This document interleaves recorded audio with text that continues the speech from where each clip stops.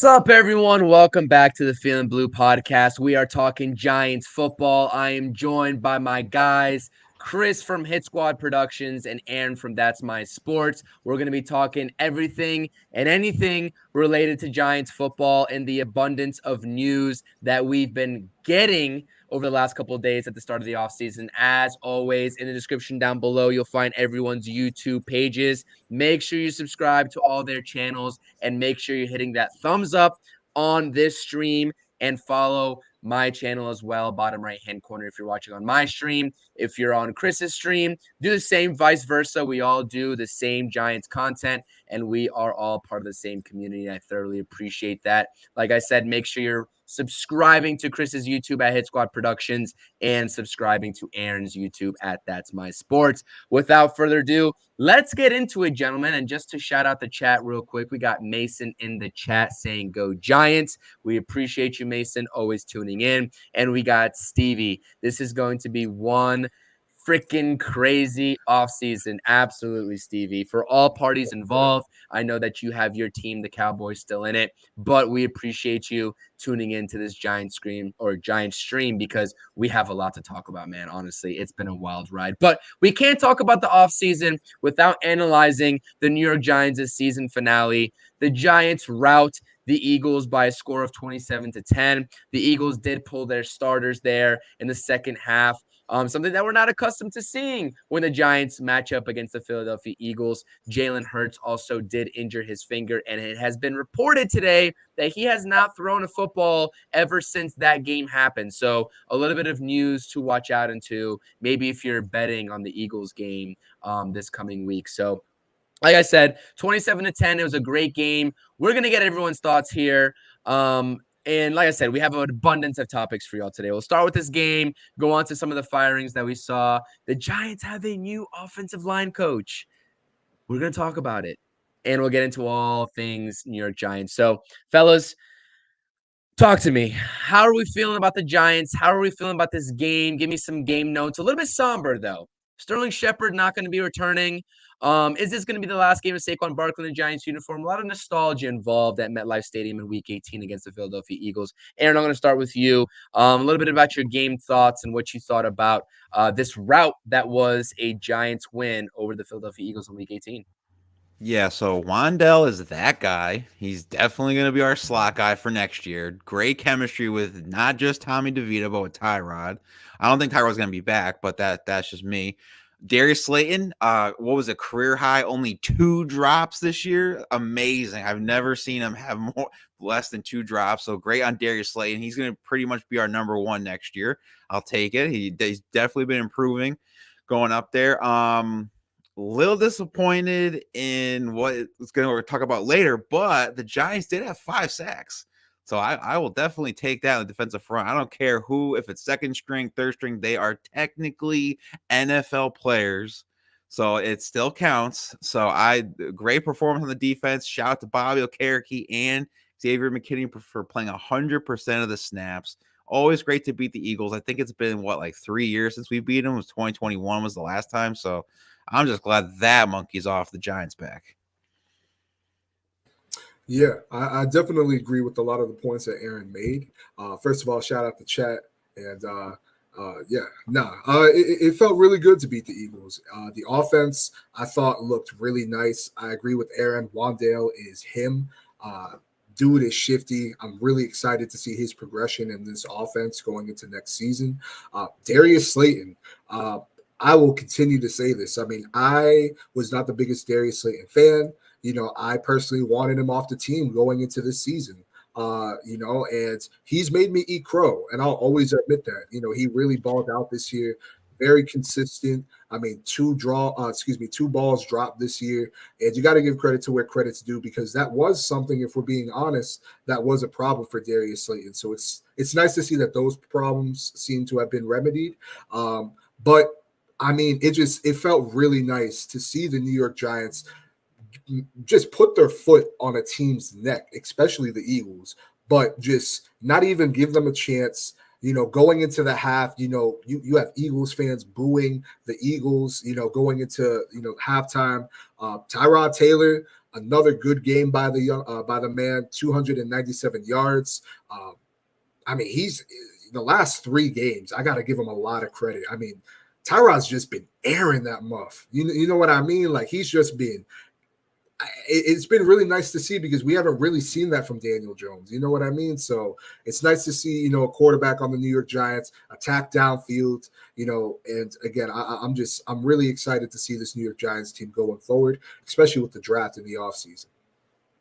Yeah, absolutely. I mean, everything that you guys are saying is absolutely true. It was a great way to end the season by beating none other than the Philadelphia Eagles, a team that has basically owned the New York Giants for the better half of the last decade. We got Chris tuning into the chat, tuning into the stream. Eagles fans are like school on Saturday, no class. Yeah, absolutely, man. Absolutely. And they showed out to New Jersey, man. They went out there to MetLife and represented, man. They represented. And that's something that if the New York Giants don't like it, if the front office doesn't like it, they don't like seeing green in the stands, give us a better product. At the end of the day, give us a better product. We're going to show out. You know what I mean?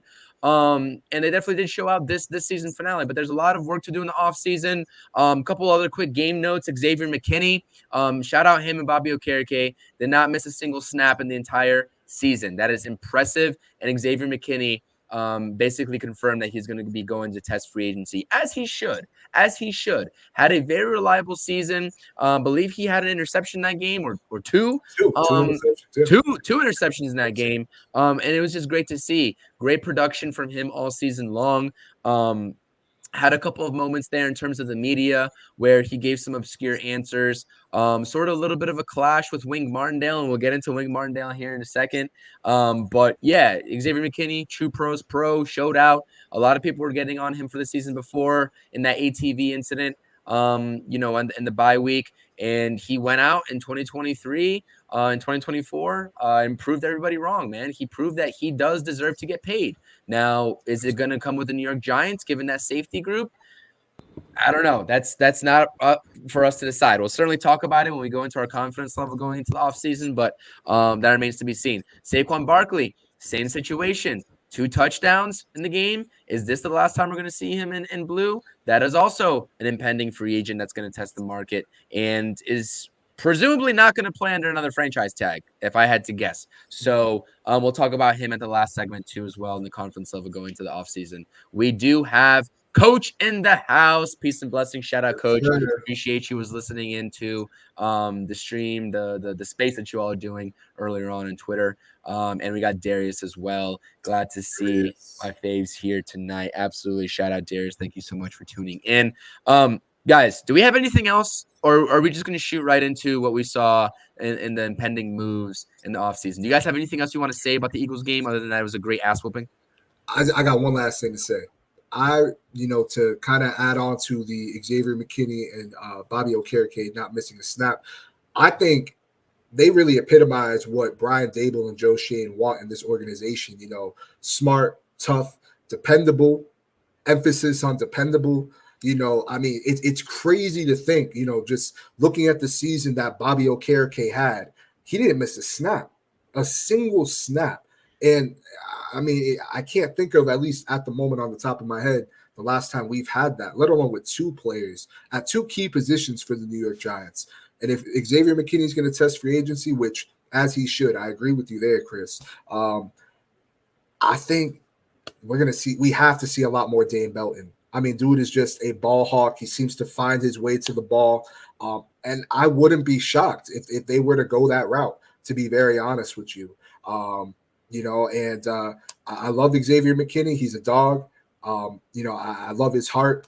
And at the end of the day, he's going to do what he needs to do that's best for him. And I'm going to support him with that. But I would love to see him back in New York Giants blue. But if this was it, I'm really excited to see the Dane Belton heart. Nick McLeod, can that be our cornerback 2 next year? You know what? Bad. He's been balling out the last 3 weeks. Man. I really wouldn't mind that. I gotta be honest with you. I thought him lined up with AJ Brown. He did a fairly solid job. And then you look at him also in the Rams game too. He's really come along. Yeah, he's really come along. And I'd like to see him get more playing time. CB2, that's interesting. That's really interesting. If the Giants If they trade up and they don't have as much draft capital, I could see that happening. I think he's earned the spot. I mean, not earned the spot, but I think he's earned the opportunity to get more reps on the field. Let me say that much. I don't want to say he's earned cornerback too, but he earns more time to be on the playing field. Yeah, and with Adoree presumably gone next season, right? And you have Trey Hawkins, who was just getting toast out there this season, did not live up to the expectations of being that standout 6th-round draft pick this past draft. Like what other option, right? Unless you go draft a cornerback to compete for that cornerback 2 position, what other option do you have? Nick McLeod is going to be the veteran automatically of the 2 anyways. And the way that he's playing, Aaron, great point. Like we can definitely see that at the start of the season. Absolutely. And all I'm going to say to this, coach, is facts. That's all I'm going to say. Just facts. Facts. Right, coach. Defensive players will depend on the scheme. Absolutely. That is something that it remains to be seen. We don't know who's going to be commanding this defense, right? And we're going to talk about the Wing Martindale situation. No longer the defensive coordinator for the New York Giants. Deontay Banks, who was brought in not solely because he fit defensive or Wing Martindale's defensive scheme, but that definitely had an impact on why he was drafted to the New York Giants. That it remains to be seen. It remains to be seen, honestly. So, But great point. Chris, I mean, even though he was drafted to be a man press corner, I mean, I thought he did pretty good in coverage this year, especially in zone coverage. I mean, you look at the interceptions that he had, I believe they were all in zone coverage. So, I mean, I don't think it would be the worst thing.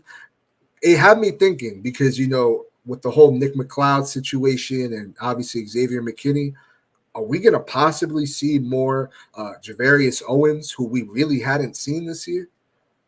I mean, they drafted him in the 7th round. I mean, if Dane Belton's going to get elevated, and let's say they take a late rounder on a safety, I mean, you drafted him in let me see right here, the 254th pick. So, I mean, maybe he fills that role with Dane Belton in limited snaps. He's not necessarily a starter, but you want to see him in limited snaps, get him adjusted to the defense. But yeah, they could absolutely address it in the draft. I could see him as being like our Stevie Brown of that safety group. Okay. I wasn't thinking that, but I could see that. Stevie Brown, man.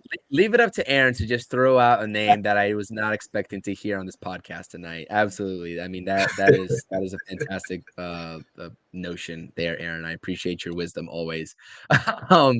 Listen, one thing that we haven't talked about here is that with this win, we move back one spot. Shout out Mason for bringing that to our attention. We'll talk about the offseason. We moved from 5th to 6th. I don't know about you guys. I could care less at this point. I know it might hinder our position to get one of those guys, a la cough, Jaden Daniels. But listen, it's good to beat the Eagles. I understand it impacts the draft positioning by 1. I always take an Eagles win. It's not like we're moving from 5th to 8th or 5th to 9th. It's one spot. It is what it is. Does that make all the difference in the world in this draft? It might, depending on who's ahead of us, who trades up, who doesn't. It might, but I'll take a win over the Eagles. Absolutely, man. I mean, when I came to the realization because there was a path to number 2 if certain teams won, and obviously when I kind of realized, okay, like that's not gonna happen. I lived with it. Chargers at 5. If they take Neighbors, which I could see that happening. I could definitely see that. Okay, but yeah, I mean, at the end of the day, it felt nice to beat the Eagles.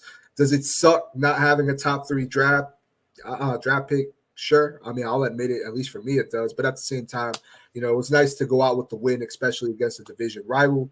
And that was something that we all we're saying to ourselves going into this year that the Giants had to be better in the division. And I mean, statistically, when you look at where they were in the division, compared to a wins-loss perspective, I mean, they were better than what they were last year. Where they were like what? They had a tie against Washington. They had the 1 win against Washington, and they were swept by Dallas and Philly. I mean, they were able to get one off Philly, and they swept Washington. So, it's some form of progress. Yeah, 3-3 is good. It's better than 1-4-1. Yeah, absolutely. And again, we want to be better in the division anyways. Again, it was just really nice to see the New York Giants just choke the life out of the Eagles. But hey, yeah. Absolutely. We're floating between 14 and 15 people in the chat. As always, make sure you hit that subscribe button in all streams. Both Chris from Hit Squad Production and I are streaming this to our respective channels. So make sure you're going ahead and hitting that thumbs up and subscribing to both channels if you haven't done so already. As well as That's My Sports. All channels are down in the description down Sorry, below. no, nobody likes my videos on That's My Sports. Okay. Yes, we do. We all like it. I like your videos, Aaron. I like your videos. What do you think about this? We'll talk about the draft here in a second, but what do you think about this initially with coaches saying trade back and get capital, including a first round pick that might put your quarterback agenda in jeopardy, Chris?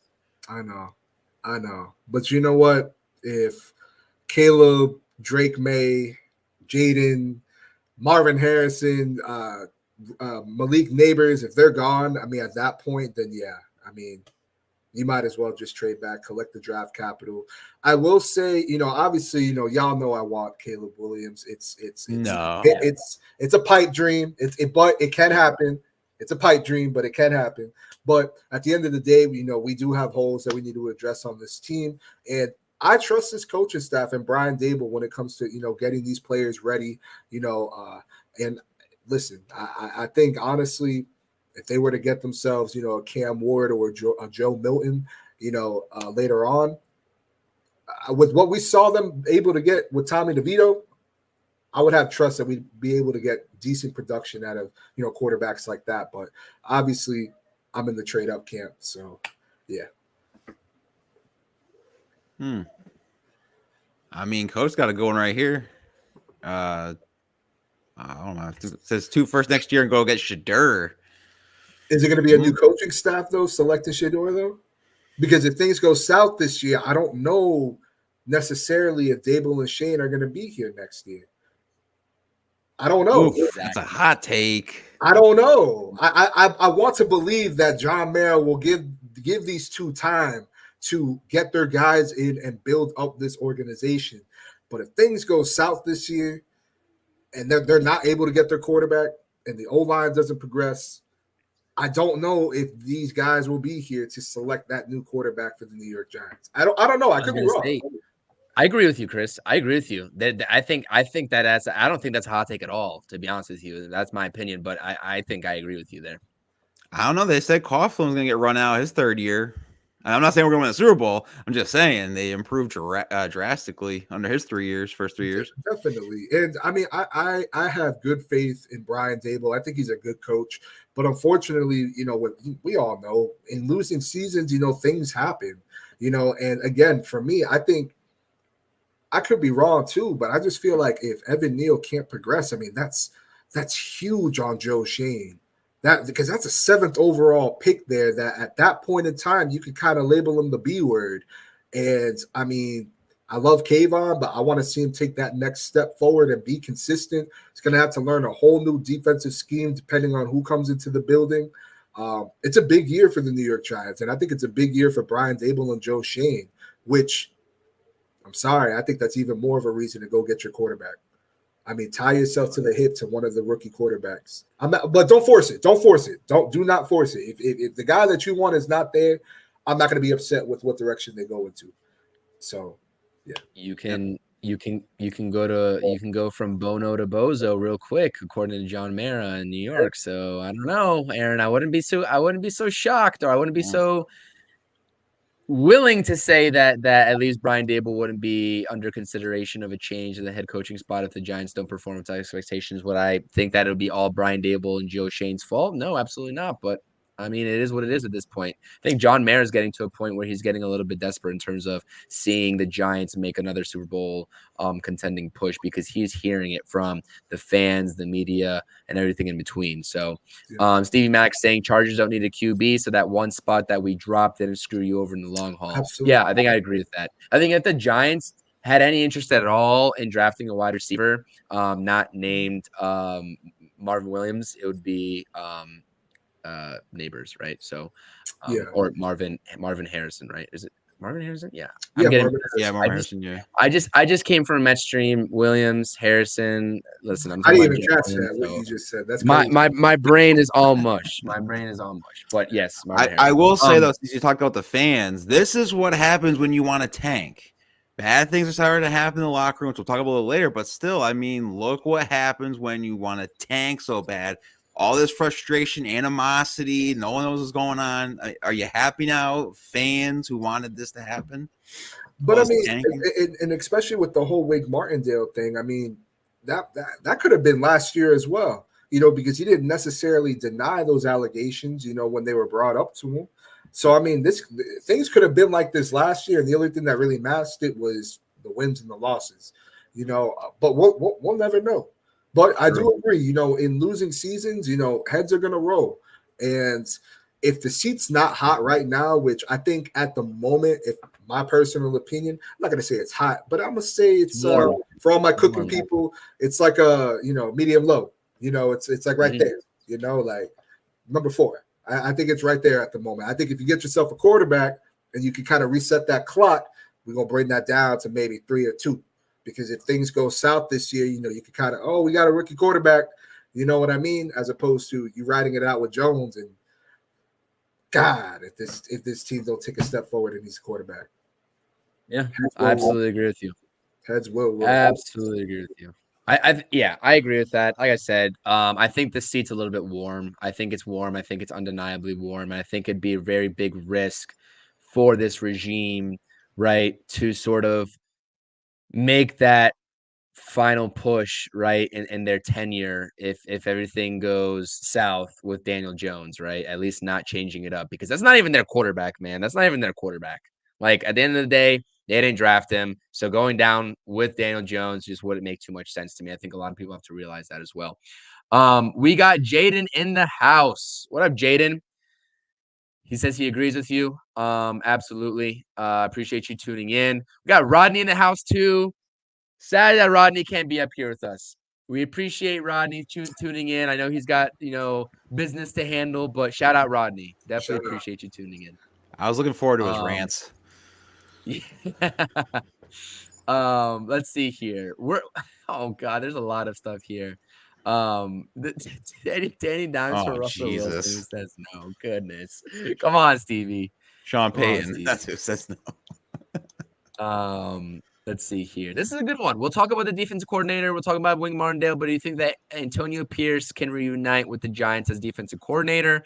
Or do you think that maybe a Bill Belichick situation might arise? I don't know. Any thoughts and opinions?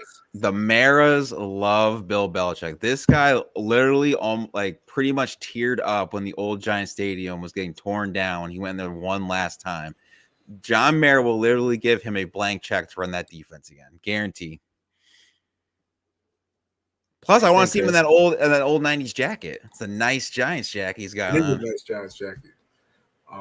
Yeah, I think he's going to be a head coach somewhere else. But if there was one team that he would take that kind of a demotion for, I do believe it would be the New York Giants. Absolutely.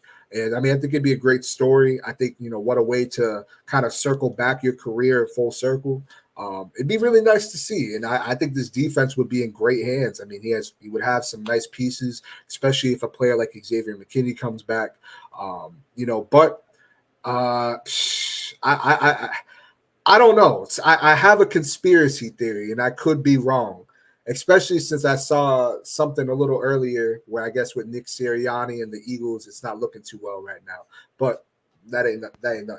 I could see him going to a team because Adam Schefter is saying that there's a team that has a head coach currently that has not been fired, but could be fired, and they would pursue Bill Belichick.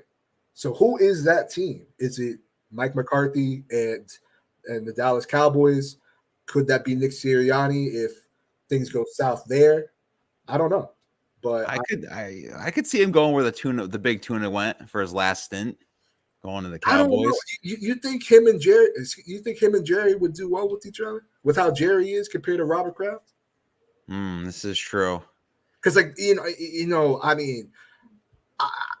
I I like Mike McCarthy. I think he's a good coach. I mean, if they fall on their face in the playoffs, I mean, understandably, sure. But I don't know. I'm hoping it's not Dallas. I'm hoping it's not a team in the NFC East. Um, I'm hoping it's not even Washington, if I'm being honest. Oh no, they already said no on him. Okay, perfect. But I did hear rumor Falcons. You know what? I think that would be pretty good. You get Drake London, Kyle Pitts, one hell of a running back, and Bijan Robinson. I mean, they have some pieces over there. Their defense is fairly decent, but that wouldn't be a bad organization to go to if I'm Bill Belichick. I would say either that or the Chargers. Yeah, I can see Bijan being his like Corey Dillon. Ooh, that would be nice. Hell yeah, that would be nice. We got all the conspiracy theories out and about today, but yeah, I don't see a fit there with Dallas and Jerry Jones' world. Absolutely not. So let's move on to it because we're kind of getting into all over the place. We started with the game notes. We're getting into it all. We'll save a little bit for our confidence level going into the offseason. Let's talk about Mr. Bobby Johnson and Thomas McGaughey, fired on the spot morning after the season finale, before the press conference that Joe Shane and Brian Dable had. They fired their guys, Bobby Johnson predominantly as well, having those strong ties to, well, both these guys, Mr. Brian Dable, but fired, gone. 2 units that have been absolutely horrible for the New York Giants over the last couple of seasons, in the O-line and the special teams unit. And honestly, a lot of people like to talk about Bobby Johnson. I could not stand. I'm not sure if it was solely his fault. I don't know if I'm being unfair. But at the end of the day, when you're leading a failing group, the person who people are going to blame is who's leading that group. And the special teams unit has been atrocious for so long for the New York Giants, whether it's coaching, whether it's personnel. And it's something that can definitely separate a good team, a bad team from a good team, and a good team from an elite team. And that's something that the Giants must get right. Starting this season.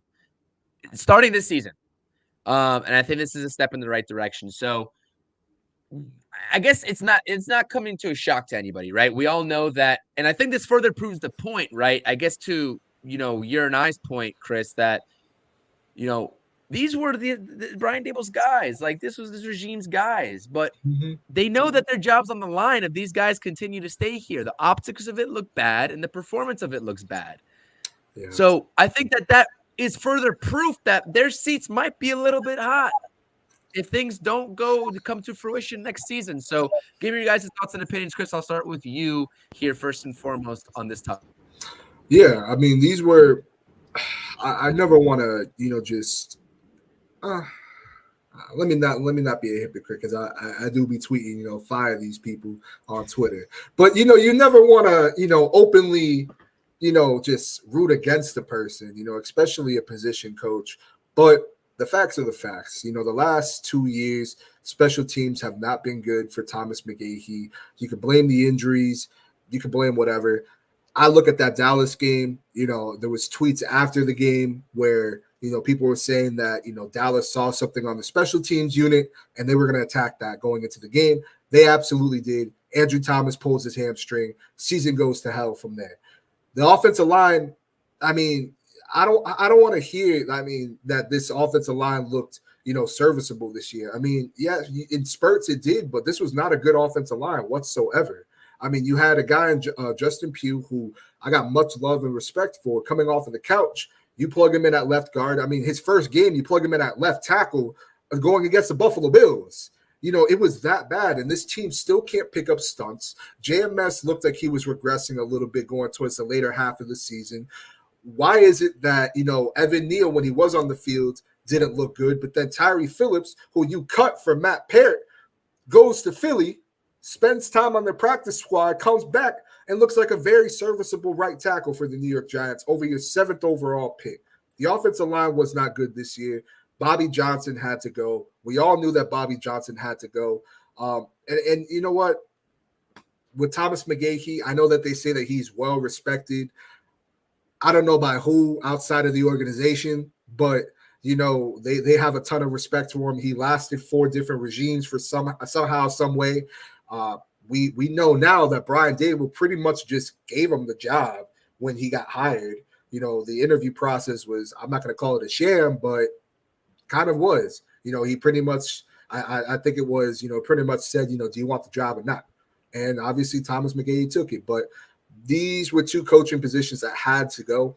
Obviously we'll talk about the new offensive line coach from the Raiders, but I'm intrigued to see who's going to take over the special teams unit because that needs to improve. We had 5 kickers this year, 4 of them started, and it really made me appreciate the consistency of Graham Gano. And this special teams unit has to get better. It can't be this bad going forward. It really can't. I hope not. Yep. Well, at least the good thing is we found a replacement for Bobby Johnson, so I'm happy about that. This guy is looking pretty good so far, but we'll see what happens when he can cook up with this offensive line. But Thomas McGaughey, my goodness, I'm surprised he lasted 4 coaching regimes in the NFL. I mean, it looked like our kicking was second to last behind the Patriots. Our punting was like bottom 5 for specials. Oh man, I couldn't believe it, but I'm glad they're gone. We can finally clean up the area we've been lacking in for the last at least 3 seasons. And maybe we can kind of poach this guy from maybe the Kansas City Chiefs, Dave Tubb, special teams coordinator. Just saying. Maybe we can, do something over there. Joe Judge? No. Oh God, no. I'm playing. Oh God, no. There were some Giants fans that were saying that though on Twitter. I was like, no, let's not. Gotta give me flashbacks, bro. Gotta give me flashbacks, bro. But I didn't mean to cut you off. Down. No, you're good. That's all I was really gonna say. I will say this much before you go, Chris. If there was any positives I could take from the special teams unit this year, was that Jamie Gillian had a solid year compared to the year that he had last year, which I thought was a down year. And I think, he put this defense, in good positions at times, when we needed it. They call him the Scottish Hammer for a reason. He's someone I'd like to see continue being on the Giants. But outside of that, this special teams unit can go to the shadow realm. They can go, and so can Bobby Johnson. That's all. That's all I have. Yeah.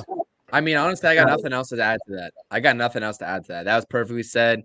Like you see on your screen, fired. You're fired. I mean, I don't want to root for anyone's job being taken either. I mean, I know these guys got families at the end of the day. Everyone's got a personal life outside of football, but for the better good of the team and what we're here to discuss on this podcast about the New York Giants collectively getting better, they are not better because these guys are off the coaching staff. So I think that's just a simple matter of the fact. I think we all know that. Yeah. We're going to talk about this comment here about Jaden Daniels, Blue City Empire Sports. Hold on to your hats. We'll talk about that in the offseason. We'll talk a little bit about the draft. CJ Talks Movies is saying if we keep DJ for another year, this happens again. Dable and Joe are screwed, but if we draft a quarterback, they'll get 2 years. I agree with that. Honestly, I agree with that sentiment. I think that is actually a very fair assessment of this regime and their status moving forward. Aaron, do you have any rebuttals to that, or does this kind of change? I know you said it was a hot take when Chris said that. I agree with you, though. I agree with you, Aaron, at this point. Like, I don't want to pin this on this regime. I don't want to pin what's happened before in terms of roster construction on Joe Schoen and Brian Daboll. But I think this is the year, and I think we've collectively agreed, right, on this podcast before, that this is the year now we start to fully judge this regime. We're able enough of the Gettleman guys are off this team and out of here to sort of fully judge the inner workings of the processes and the results of this regime. So I agree with CJ Talks Movies here, absolutely. But let's talk about who we have next, and it is Brian Daboll's evil twin. Yeah, look at these guys side by side and tell me they aren't long lost brothers. I challenge you. Giants hire Carmen Bricillo. It's either Bricillo or Bricillo, depending on how Italian you want to make it. Anyways, I'm going to say Bricillo. Carmen Bricillo coming over from the Las Vegas Raiders. A very unique hiring, I want to say. And it's not unique in terms of his accolades. It's unique in terms of how quickly the New York Giants made this signing after firing Bobby Johnson. And honestly, he's had really good success wherever he's gone. Comes from the Bill Belichick tree. A lot of people saying that's the only reason why Brian Daboll hired him, because if you have Bill Belichick associated with you, then Brian Daboll, I saw a tweet earlier. He said, have you interacted or been part of Bill Belichick's coaching staff? And if your answer is yes, here's your key card. I saw a tweet like that. I forgot who tweeted it out, but that was funny to me. Anyways, the one thing that I see a lot in terms of people judging how quickly this signing happened or this hiring happened is that, did Brian Daboll conduct any other interviews with any other offensive line coaches? I know that he was blocked from interviewing the guy in Atlanta, and we don't really know. The media doesn't know if he's conducted any other O-line coach interviews before going with this guy. Now, the Las Vegas Raiders, let's not forget that they also have a head coaching situation, whether they're going to keep Pierce or not, or go a different route.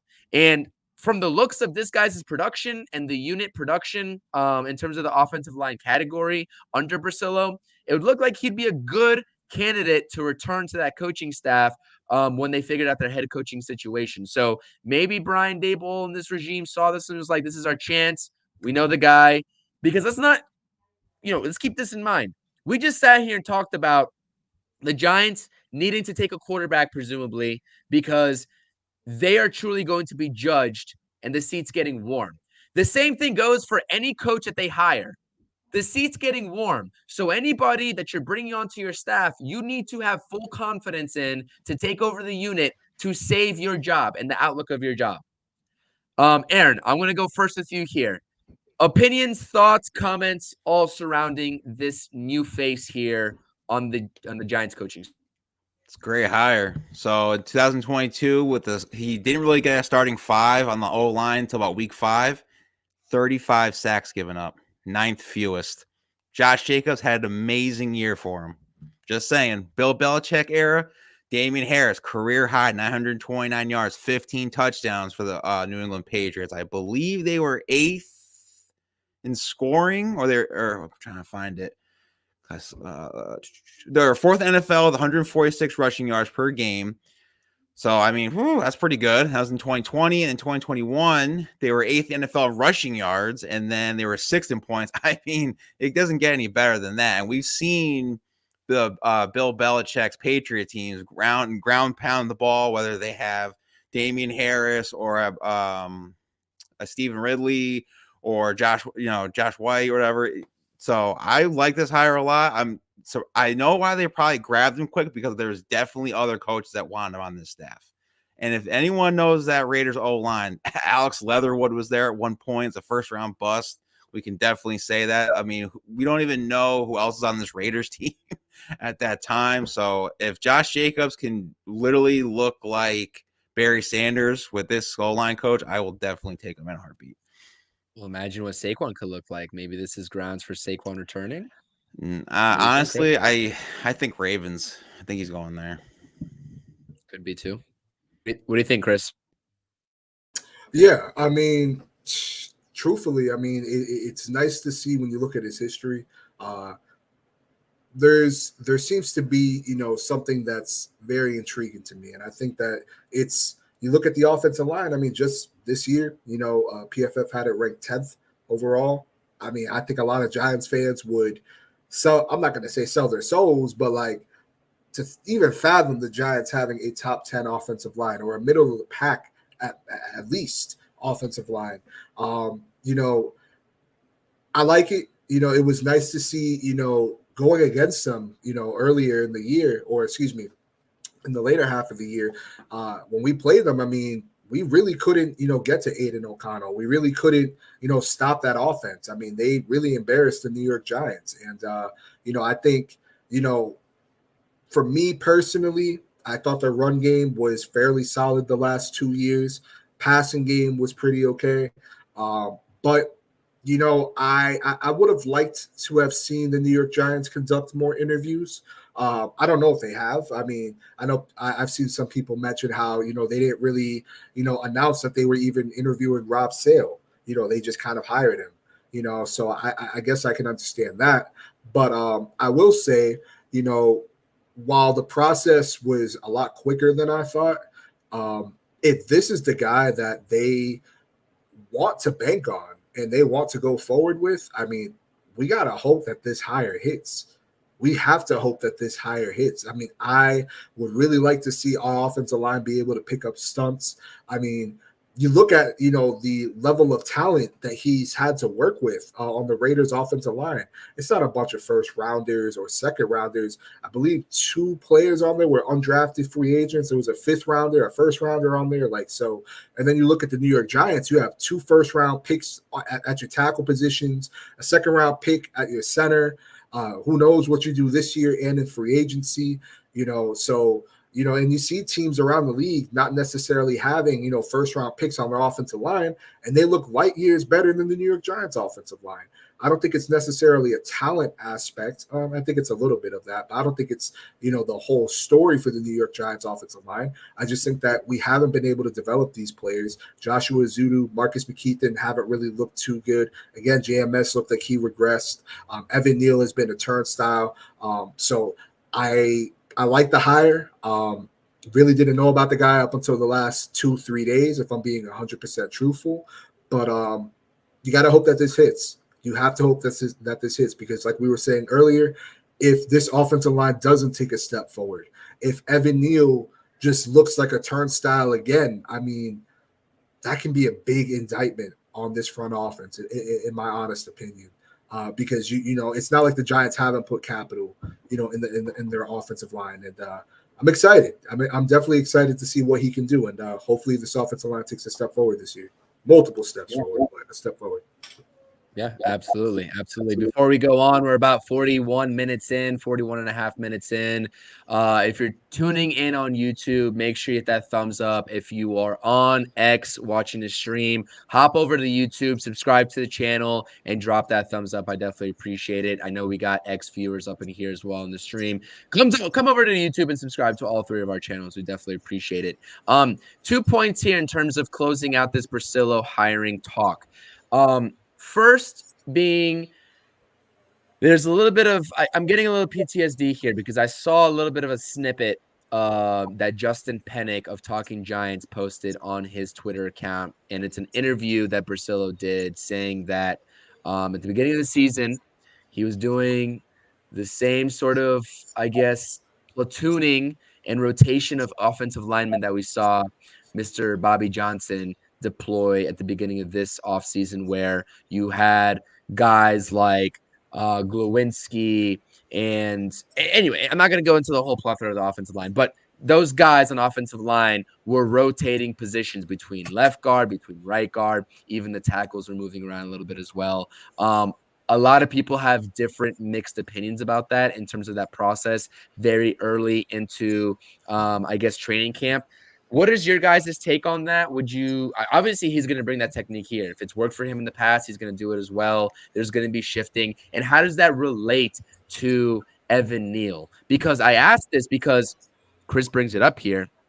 There's a free agent guard. There's multiple free agents. There's swing tackles that are becoming free agents for the Raiders. I know we talked about a couple names before we went live here. This guard right here, Mike Onwenu, also from the Pats, played under Bricillo. A handful of free agents that they can bring in as depth.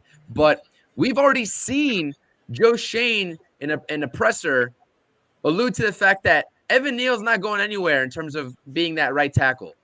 He's watched the film from Alabama on Evan Neal. A lot of talk about if Evan Neal in year 3 is going to move from tackle to guard and get that sort of little demotion with his recent struggles. With him already committing to that, are we going to see, like, what are we expecting here in terms of the personnel, the platoon personnel type aspect of this offensive line? Ed, you want to go first? I mean, he's been around guards and tackles on the Patriots that are, I wouldn't say Hall of Famers, but they're definitely better than us. He knows how to develop, which is like we haven't been able to do.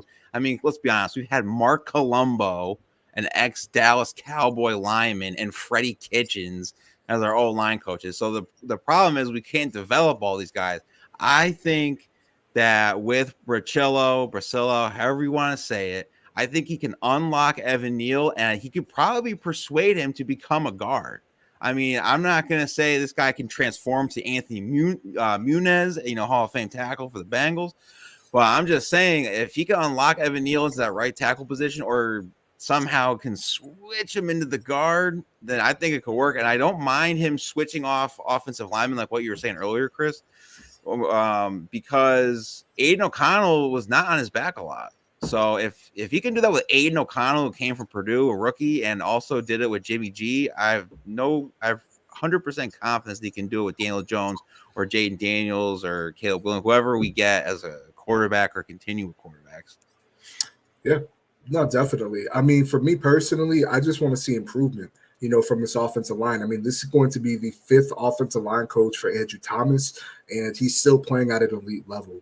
Now, I don't think Justin Pugh is going to be here come next season, so you got to address the left guard position. Right guard, I mean, Ben Bredesen is going to be gone. Glowinski, I think he gets cut for cap reasons.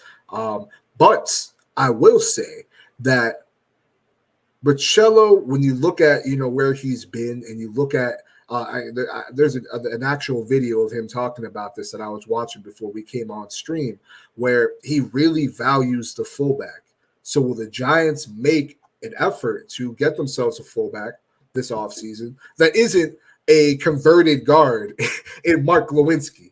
I think that has to be an investment. I mean, you look at teams like San Francisco, who really knows how to use them well. Dallas, you look at Miami as well. I mean, you could throw, honestly, there's quite a few teams that still really emphasize the fullback position. And, I think that's something that we will see. I wouldn't be shocked if we see some players, some ex-Raiders players coming in the offseason. I do want to do more research into them, as well as just looking into the free agency class period. I know a lot of people talk about Robert Hunt, but I really do think that there is talent on the offensive line. I think it's really a coaching issue at the moment. Also talent too, again, at those 2 positions, at the both guard positions. But, I really want to hold faith that Evan Neal can turn this around, not just for his sake, as obviously, but, for Joe Shane's as well, because being the 7th overall pick, I mean, there's expectations whether you like it or not.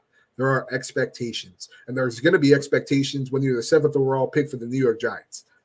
It's just going to happen. And, I take Joe Shane for what he says at times. At times, let me emphasize that, because we know that he can't be truthfully honest, with the whole expectations thing, and then Wink is gone, whatever. So going back to track here, Joe Shane says that, they went back and watched the film, at Alabama for Evan Neal, and he needs to play better. And I'm sure Evan Neal knows that, we've spoken about this on previous streams, where I wouldn't say just give him that position off hands, but you should bring in competition. You should absolutely bring in competition, whether that's I don't know how Tyree Phillips is going to be, coming off of an injury, but, I think that is a position that you want to address in free agency, because, I mean, you can't just outright give Evan Neal the position, and him coming off an injury specifically, where it pretty much was season ending, if you think about it. I don't think he deserves to outright have that position. So I'm excited to see again what Carmen Bricillo could do, but we got to hope that this hire hits. Are you saying that we could get a Henry Hynoski back, or even Madison Hedgecock? Oh, yeah, let's go. Whipping out names I wasn't expecting. Absolutely, the OG days. Yeah, I love the Hinoceros, man. That takes me back. Absolutely. So I think that we can agree, like, this is going to directly impact the rating that John Mara gives Brian Daboll and Joe Shane. And with the way that this unit's looking, there's going to be outside help that's brought in, whether it's the draft or whether it's going to be via free agency. And we'll be here every step of the way this offseason to kind of break that down in terms of the free agent market and the draft as well, right? We got a couple months until the draft, so we'll be speculating on that. But let's talk and shift our focus, right? We went into a little bit about the firings of Bobby Johnson and Thomas McGaughey. We talked a little bit about Carmen Bricillo. Hopefully he hits, like Chris has been saying. Let's talk about friend turned foe, Mr. Wink Martindale. Lot of uncertainty surrounding what happened and what went down with Wink Martindale and between Wink Martindale and Brian Dable. And I'm sure there's still questions left to be answered, right? If we ever get the answers to those speculations. But this has been a thing where we've been hearing it in season. We saw that report from Jake Glazer saying there's tension between Wink Martindale and Brian Dable. And I guess Brian Dable tried to, put out the fire with giving Wink that game ball, and everyone thought it was all good. Everything's all great. But we heard slow murmurs as soon as the season ended about Wink Martindale potentially resigning, and that there's just too much of a rift between the two parties to sort of continue forward with the relationship. So honestly, at face value, the way that I assess this personally before I let you all go is that I really did at first when the reports came out, I knocked Brian Dable for this directly. And I think that learning everything and seeing all the reports coming out, I think that might have been a little bit unfair to Brian Dable with how it all worked out. We know that Brian Dable and this regime wanted to fire the right-handed men of Wink Martindale and Drew Wilkins, the outside linebackers coach, and that pissed Wink Martindale off. And there's also some reports out there saying that Wink Martindale at times went right over Brian Dable's final decision and started making his own decisions and made his decisions like he ran the team.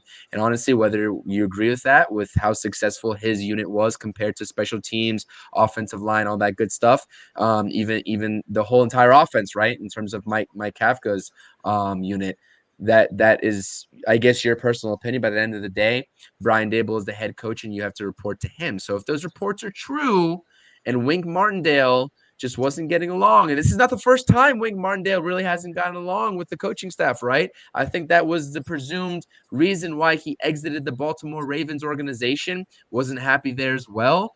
But to wrap my points up here, I want to pose a question to you all in terms of how you assess this, in terms of Brian Dable's side of the fence versus Wink Martindale's side of the fence, and also in terms of, I guess, not.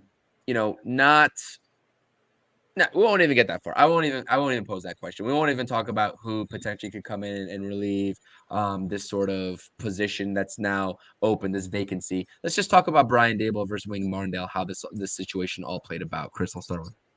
Yeah, man, I wish that Rodney was here just so that he could say it, but I'll say it for him. The soap opera is finally over.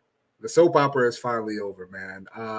Look, I was a very big fan. I'm sure we all were with the Wink Martindale hire. I think up until this point, a lot of people didn't want to see Wink go.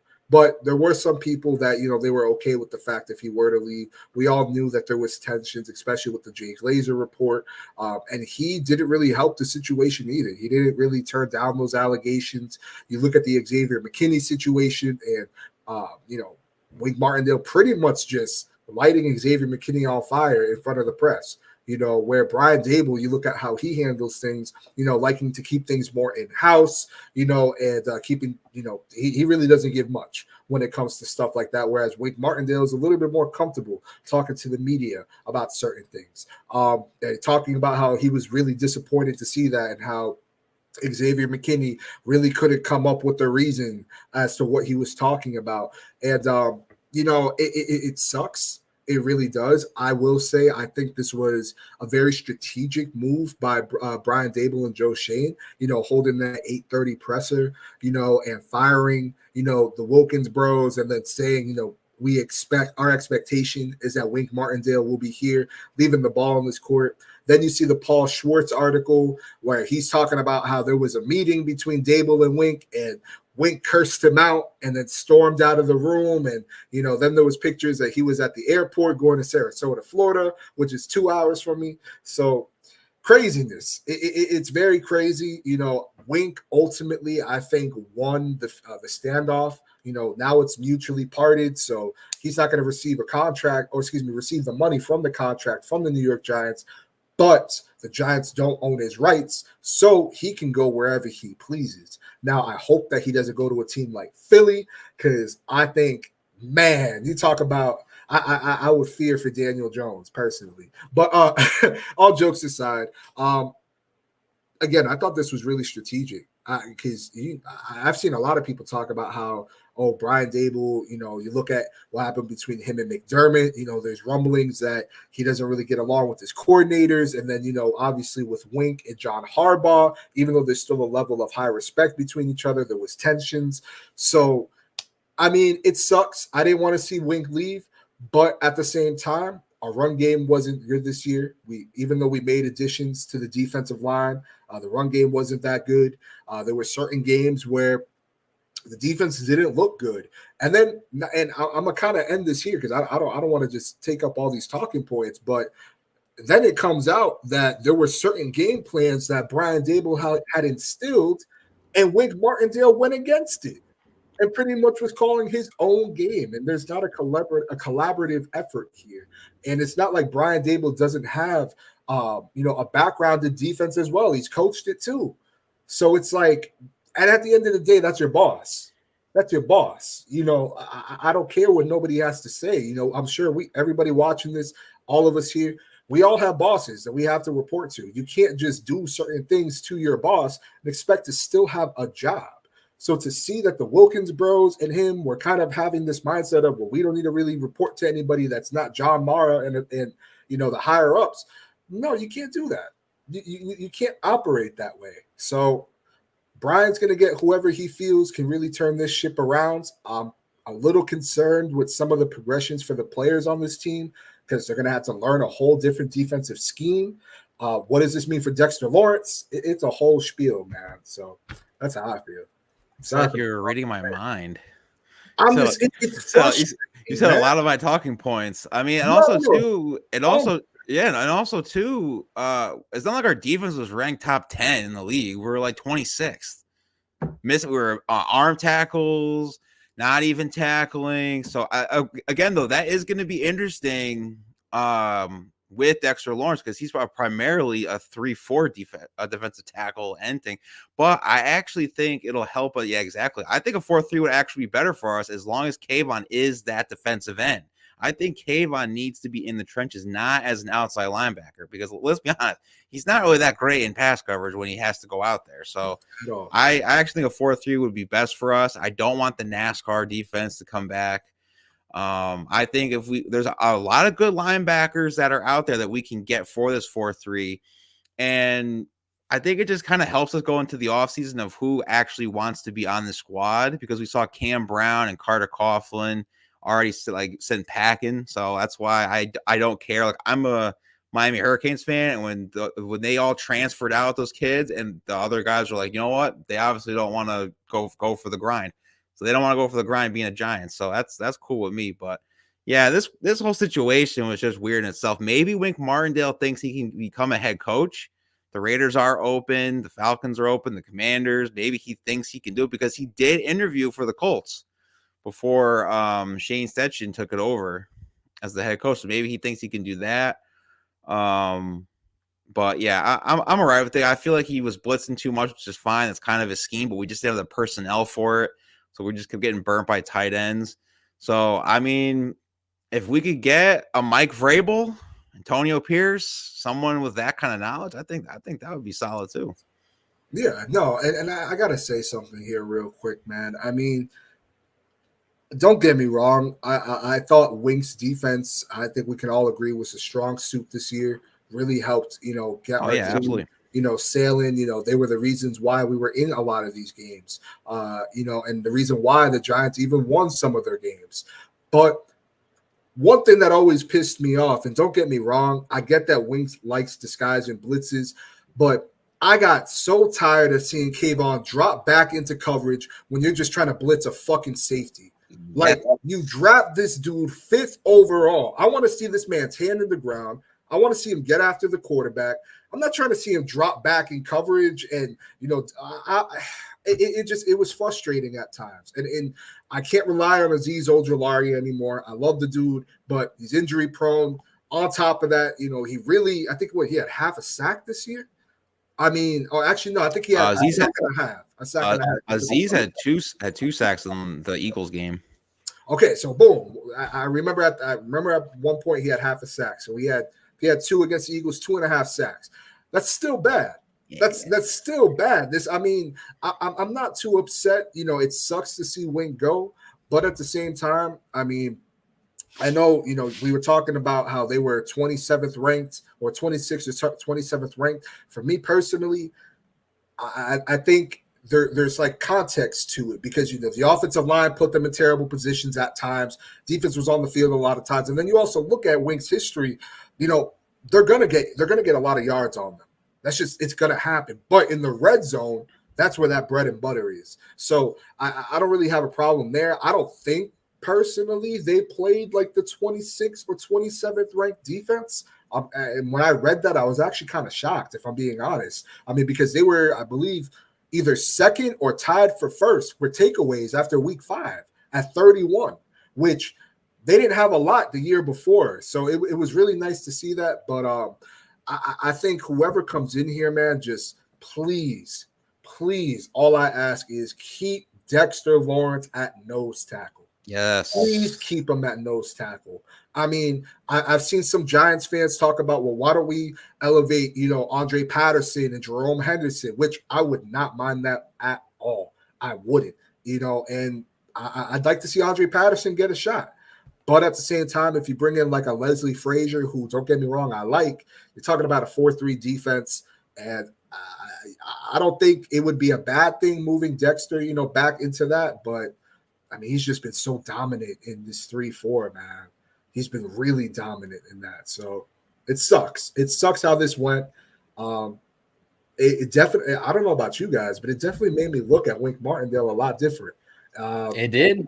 It really did, because he was someone that, I think a lot of Giants fans love the energy that he brought and the rawness and, the tenacity that he brought. And seeing how this went and seeing how you really look at it, you can kind of look back at the last 8 or 9 weeks, and it's like, was he trying to sabotage his job so the Giants could fire him and he could collect that remaining money on his contract? Because there were certain games, again, you look at that Saints game, you look at the Raiders game, and it's like, bro, what the hell is going on? Like, this doesn't look like the defense that we had last week that was dominating on the field. Like, what is going on? So, yeah, sucks, but hey, I'm excited to see who we're going to have at defensive coordinator next. And who knows?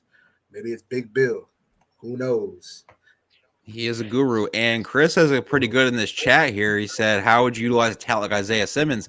I don't think he would be here. Because that's a Winks guy. That's not whoever's coming in. I don't think he's coming back. Aaron, you know what's so funny?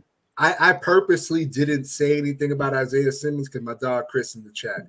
But it's a reality. I don't think Isaiah. Hey, he brought it up. I'm just saying. I think it could happen.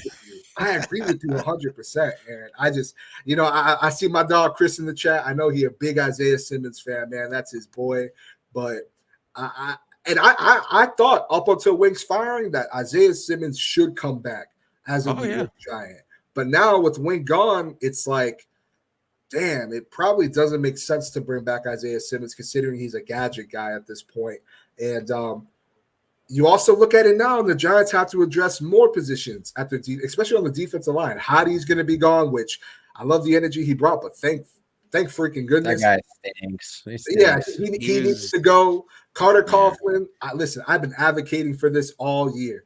I need Micah McFadden to go up to Carter Coughlin and rip that 52 off of him, put that on his chest, and give that 41 to a practice squad player.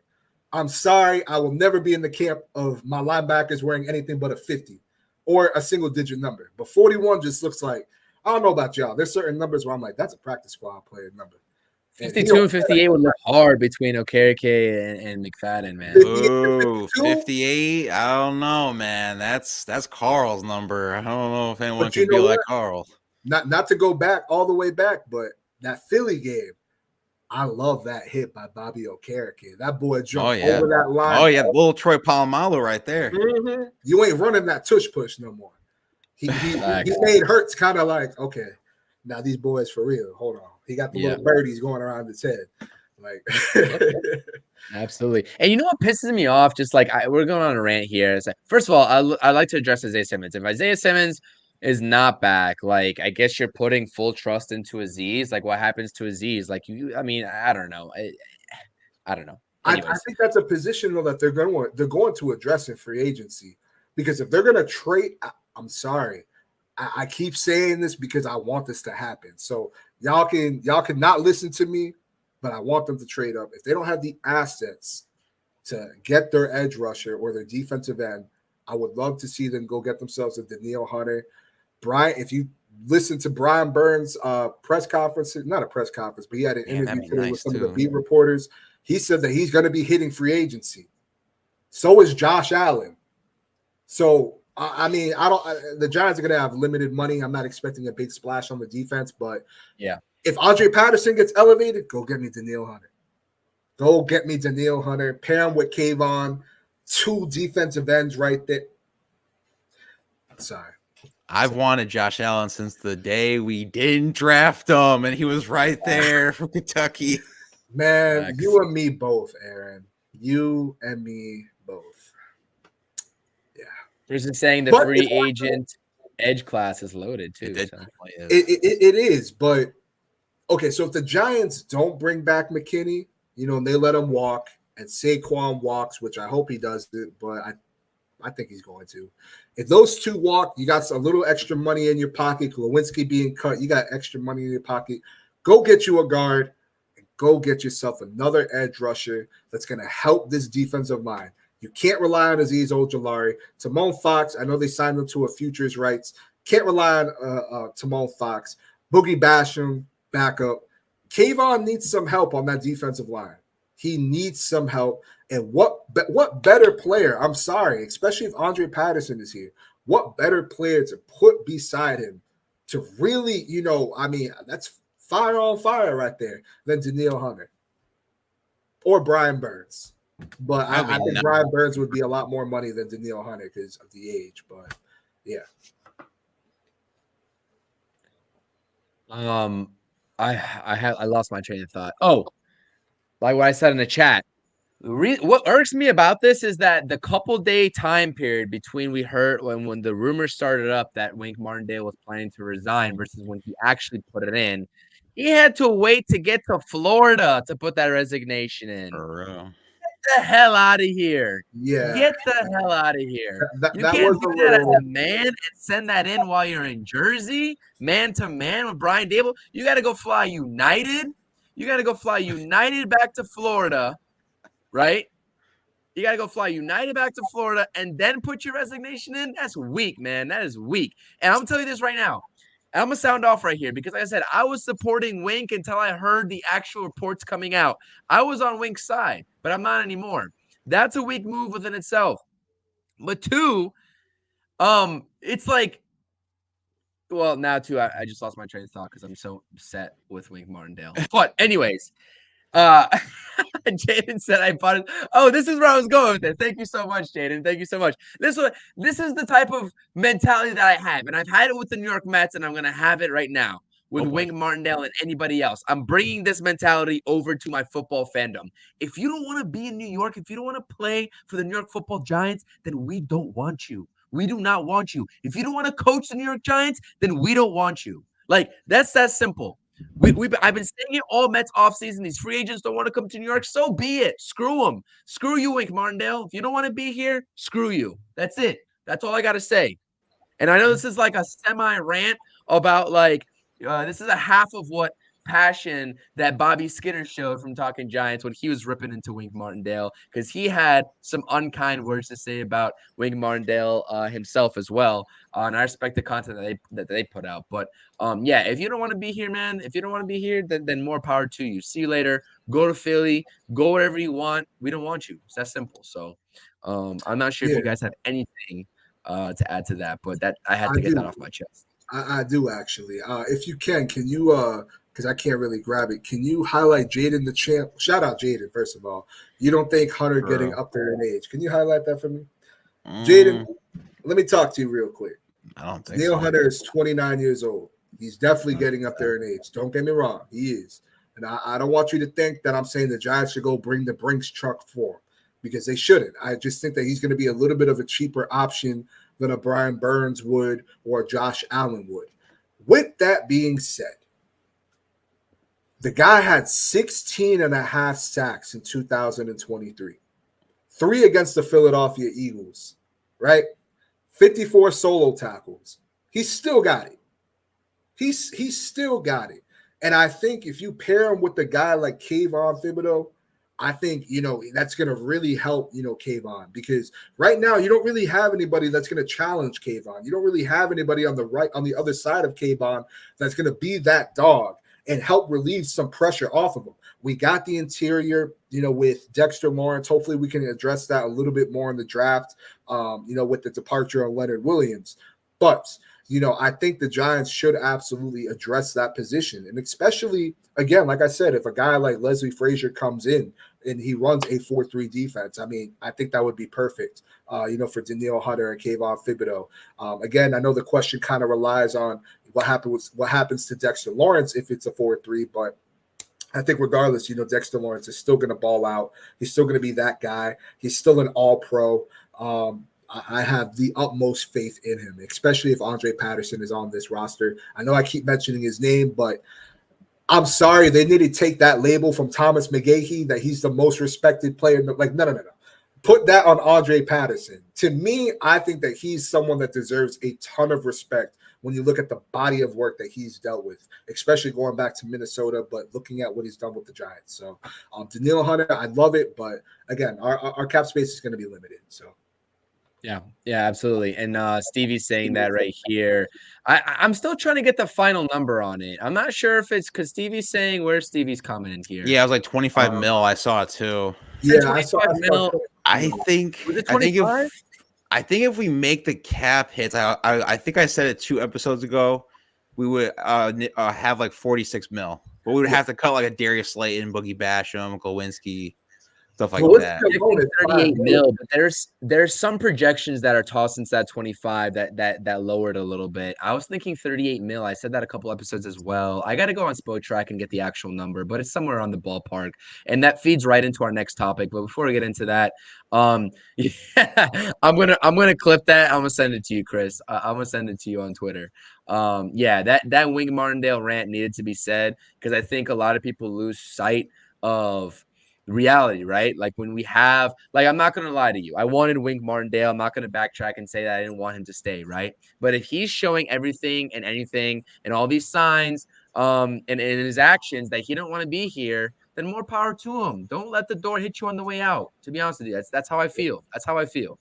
So yeah, I'm flipping that. Absolutely. We got Big Blue in the Bronx. Make sure you subscribe to his YouTube channel. Dropped a podcast episode today on Carmen Bricillo.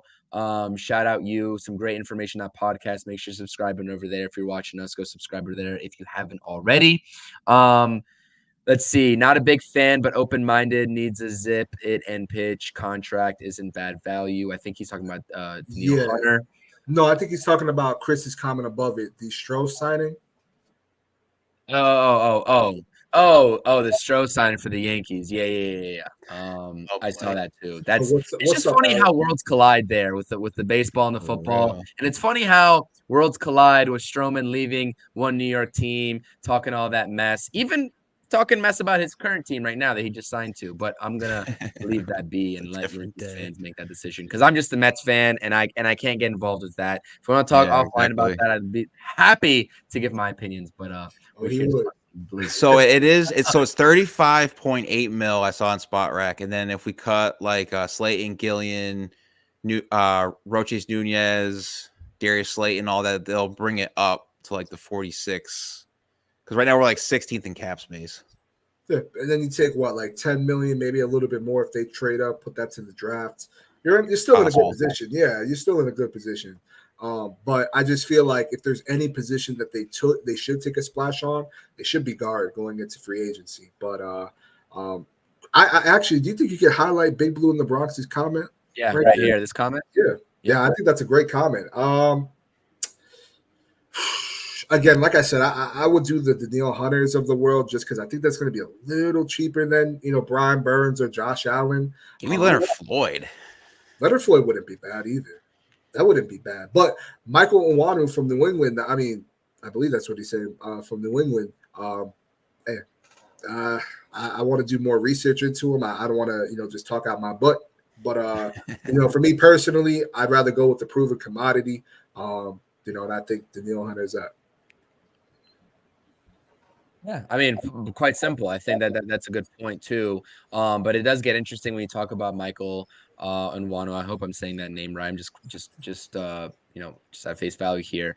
With those Bricillo ties, I think that's actually something that can be worked out. Like you said, Chris, like before when we were talking about that hiring, like we might be able to start seeing a flooding of former guys that are familiar with Bricillo, both from New England, his days there, and in Las Vegas as well. So I think that is certainly plausible. It's going to be interesting, and this is what and that topic right there actually perfectly sets us up to transition about our confidence level going into this offseason, because we not only have to start thinking about the offensive line depth and those premium positions in the defensive ends and the edge rushers, right? Especially when we talk about names like Isaiah Simmons being an impending free agent, the lack of reliability on a guy like Azeez Ojulari. We also have other positions to worry about, like the CB2 spot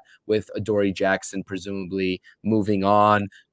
We talk about Nick McCloud and his recent success. We like what we see, but is that going to translate over to the longevity in terms of being that second cornerback alongside Deonte Banks? And you also have Mr. Saquon Barkley here. Given the cap space that we just talked about here, we have a lot of needs still to address this roster completely. And I know a lot of that's going to be in the draft, but there is some money saved up. To your credit, Aaron, in speaking about it, and to Stevie's bringing it up as well.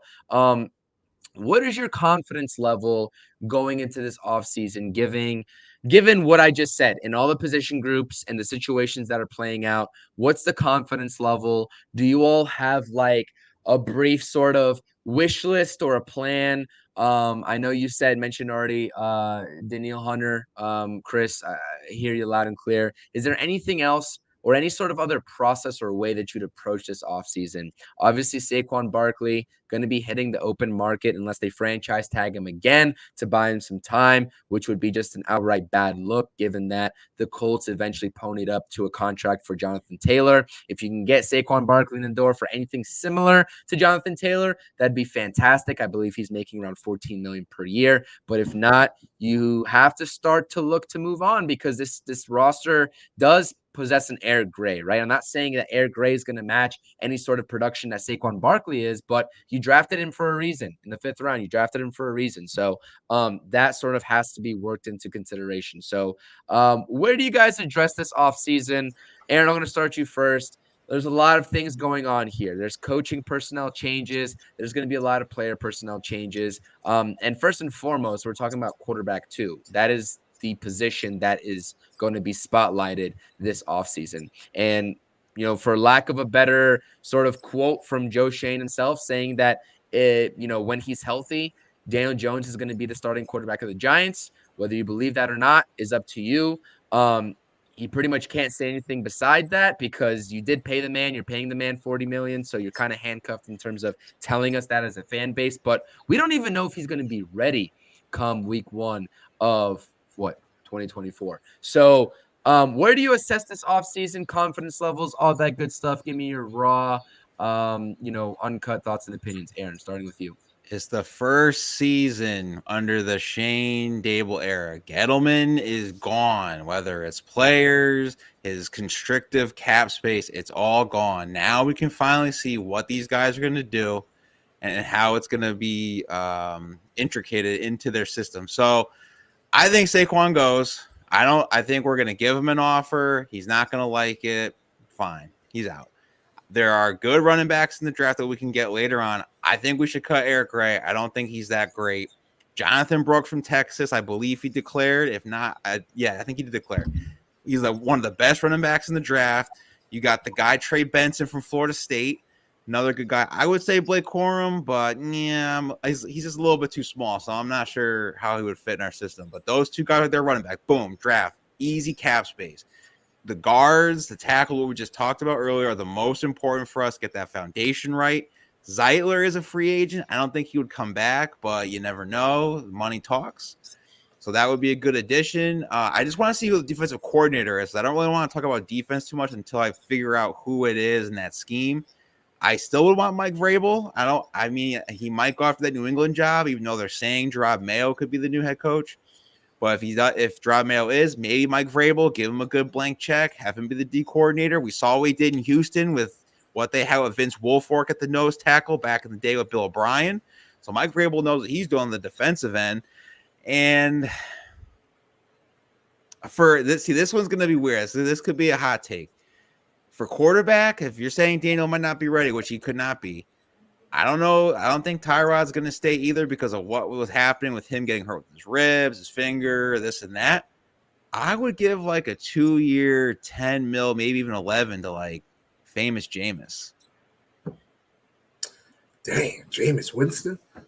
He's not bad. He was good in the Dennis Allen system, which is kind of odd. It wasn't really good with Sean Payton, but with Dennis Allen, he was. And he's going to come cheap. So, but it depends if we draft the quarterback. But if we don't, if we ride with Daniel, I mean, famous Jameis is kind of your best option. I mean, Tommy DeVito, cool, but listen, Linsanity happened for that week. It already happened for Tommy DeVito. So wait, hold on. Before you go, Chris, you are speaking as if the Giants aren't taking a quarterback this year in the draft, like whatsoever, right? I just feel like they're all going to be gone, and I really don't trust JJ McCarthy. I feel like he's just there. I feel like he's like a Christian Ponder.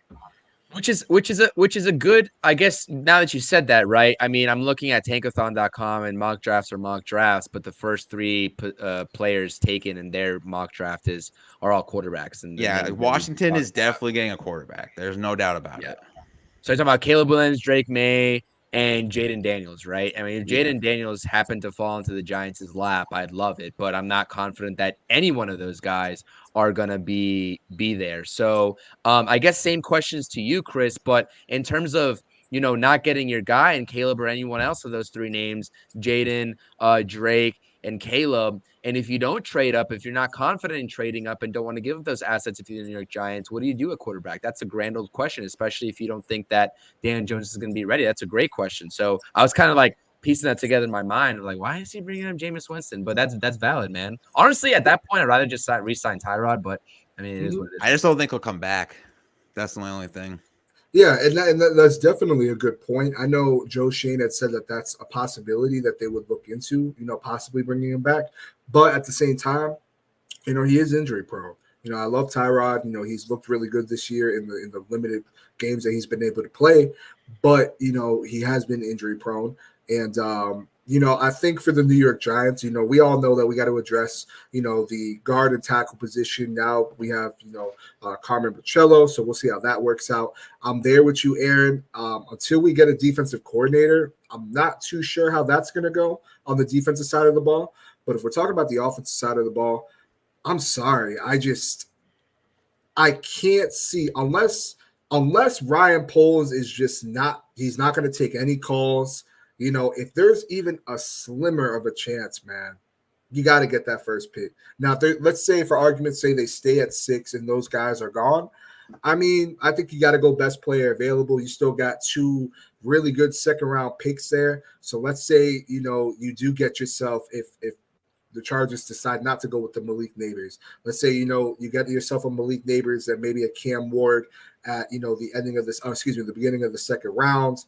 Or, I like I was saying earlier, for me personally, we've been able to see what he's been able to do with Tyrod, Tommy DeVito. He's been able to get some pretty good production out of these guys. So I have confidence that he'd be able to coach up, a second round pick at the quarterback position, given, certain traits. But at the same time, I think for me personally, I mean, outside of the offensive line, I mean, I think we need another tight end to pair with Daniel Bellinger. I love, the signing of Darren Waller, but at the same time, he did miss time, due to injury, which was to be expected.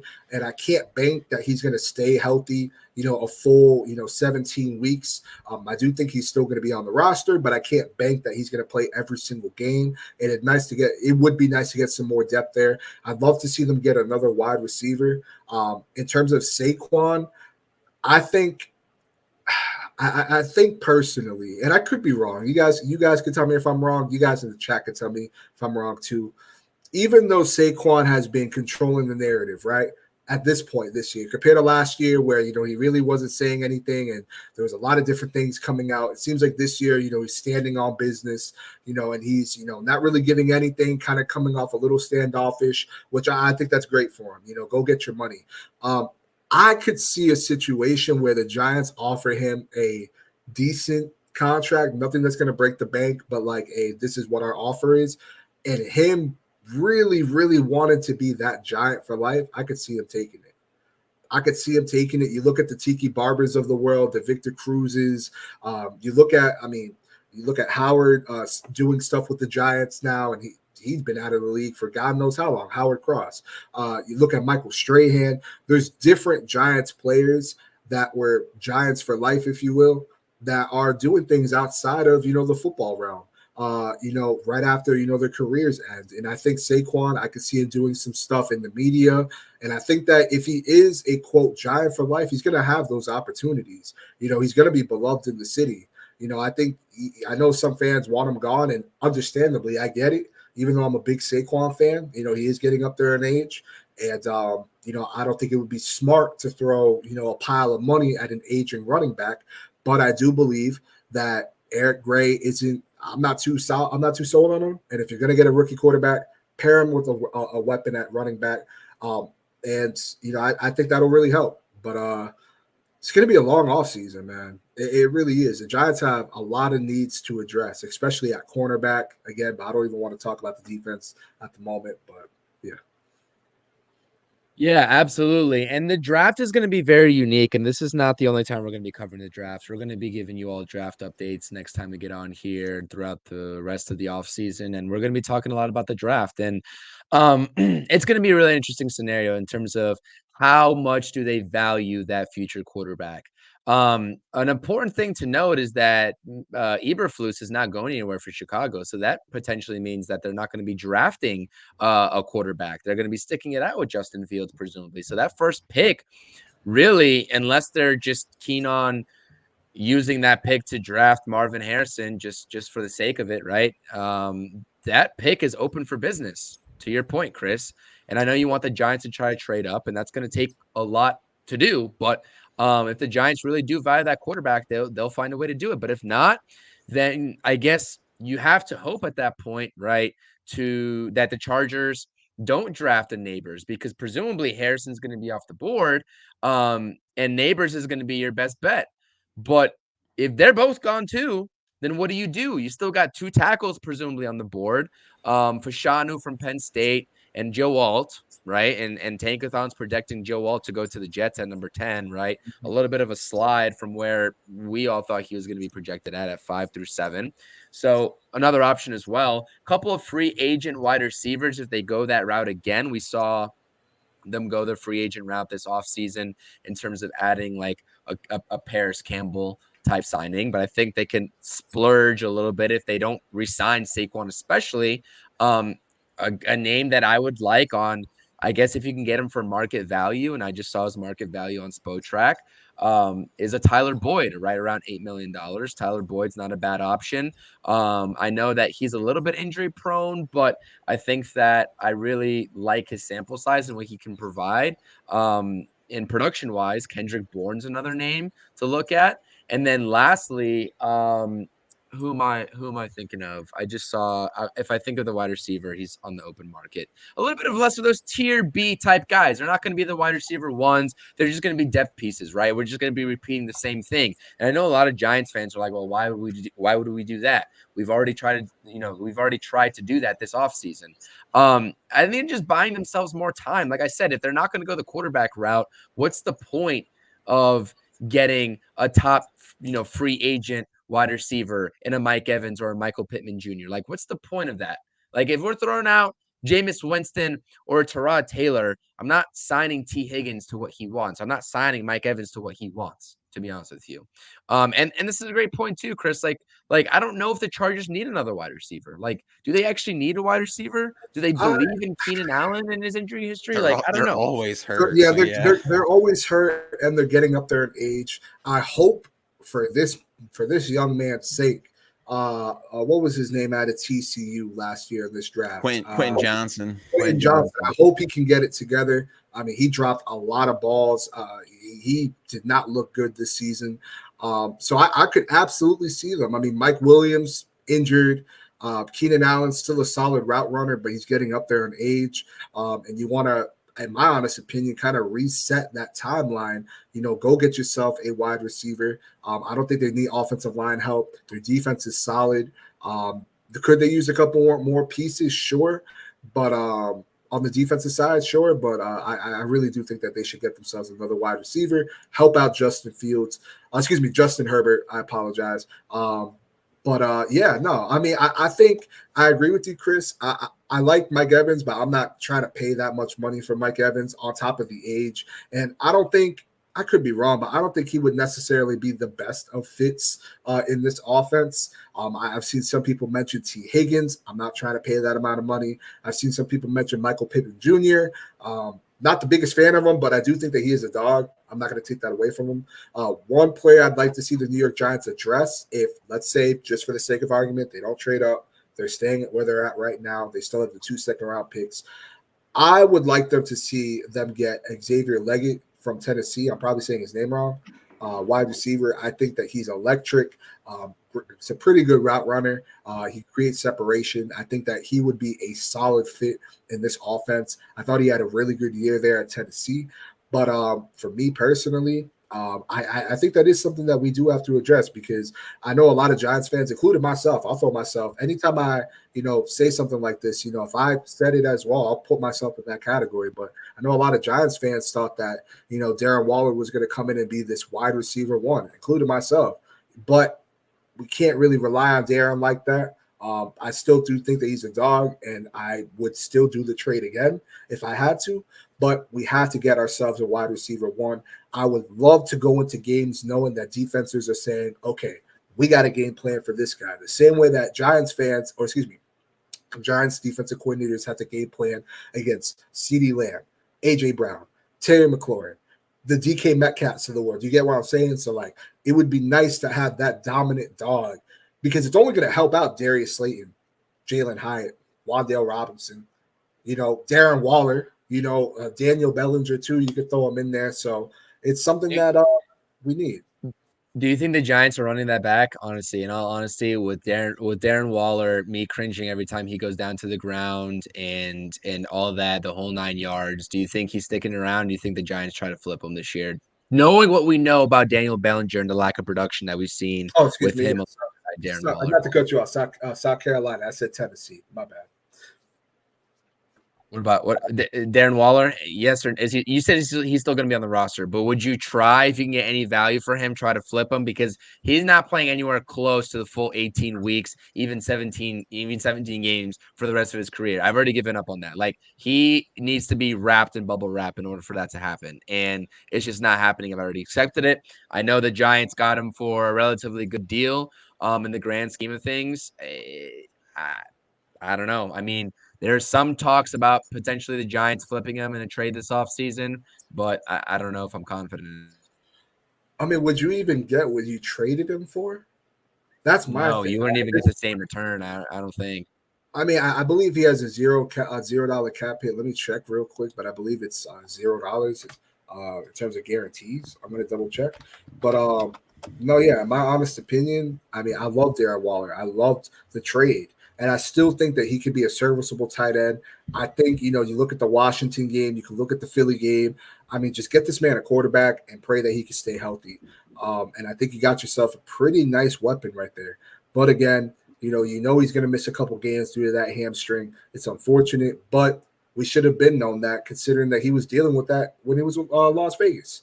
So, again, I think that just furthers the point that, we do have to get another weapon in here, whether that's at wide receiver, whether that's at tight end, preferably wide receiver. But, we have to get someone else in here. It's only going to help this offense, and it's only going to help your future rookie quarterback. So, absolutely. Yeah, Bo Nix. There you go. Stop. You're going to make me so mad. Stop. Oh, goodness. Oh, man. Stop. Aaron, anything else on this offseason that you want to address? Yeah, you know what we should get? Get all those wide receivers. Mac Hollins, all right? The guy who walks barefoot in the rain, uses his hands to eat. Come on, who doesn't want that guy? No, I'm actually pretty good. I pretty much covered everything. All right, sounds good. Sounds good. Yeah, guys, I think that about wraps it up for us. We talked about a lot of stuff here, man. We talked about a lot of stuff. A lot of good things coming our way in the offseason, a lot of question marks, right? So I appreciate everyone watching. Thank you all for tuning into the Feeling Blue podcast. We went over the Giants routing Philly. We went over McGaughey and Johnson being fired. We went over the hiring of Bricillo. We went over the Wink Martindale situation. Don't let the door hit you on the way out, Wink. And we went over our confidence level and some potential moves that we might see and roster holes that we need to address this offseason. So final words from you two gentlemen. Aaron, start us off, then Chris, and then we'll get up on out of here. Aaron, what's up? Let me know what you got to close us. Yeah, so Jalen Champwas, let's get his squad 600 subs. Absolutely. Great content over there on the YouTube, even on the Twitter X platform as well. So anyone who doesn't follow him on Twitter, definitely follow him. Great stuff out there. And also what Jane says too, yeah, if Tony Pierce ever decides to join New York Giants, a celebration, absolutely. But he has a taste of head coaching, so he probably won't be a coordinator.